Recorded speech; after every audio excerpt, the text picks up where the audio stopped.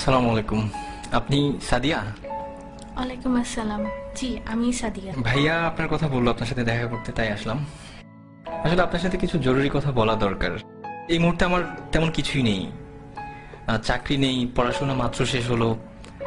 সুতরাং বুঝতেই পারছেন বিয়ের জন্য যে একটা মানসিক প্রস্তুতি, তার কোনোটাই আমার নেই। আর আমি জানি ভাইয়া আপনাদের ফ্যামিলিকে অনেক পছন্দ করে, এই জন্যই ভাইয়া চাই যে আমি আপনাকে বিয়ে করি। জি, আমিও তো তাই চাই। আসলে আমি আপনাকে কি বোঝাতে চাচ্ছিলাম আপনি হয়তো বুঝতে পারেননি। বাবা মা মারা যাওয়ার পর থেকে ভাইয়েরা আমার দেখাশোনা করেছে বা এখনো করছে, কিন্তু এই কৃতজ্ঞতা স্বরূপ তো আমি আপনার মতো একজনের ভবিষ্যৎটাকে অন্ধকারে ঠেলে দিতে পারি না। আপনি অন্ধকার বলছেন কেন? কিছু নেই বলেই তো আমি আপনাকে বিয়ে করতে যাচ্ছি। ধরুন আমি একজন টাকাওয়ালা কাউকে বিয়ে করলাম, কিন্তু বিয়ের পর দিন তো সে মারাও যেতে পারে, অথবা তার সব সম্পদ ধ্বংস হয়ে যেতে পারে। আমি তো টাকা, বাড়ি, গাড়ি এসব দেখে বিয়ে করতে চাই না। আমি চাই একজন ভালো মানুষ।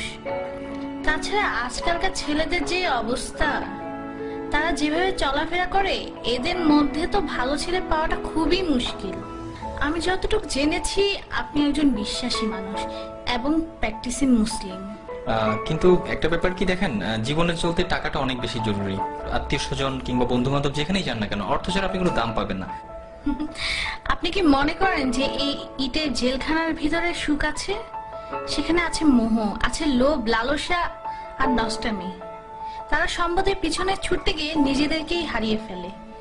স্বামী স্ত্রীর মাঝে কোনো ভালোবাসা নেই। বাবা সন্তানকে দেখতে পারে না, সন্তান বাবাকে দেখতে পারে না। আমি তো এমন চাই না।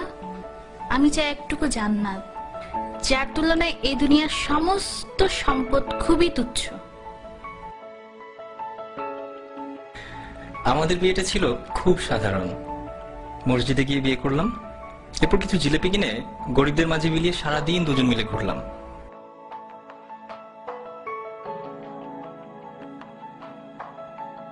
আপনি জানতে চাইতে পারেন কি ছিল আমাদের মাঝে?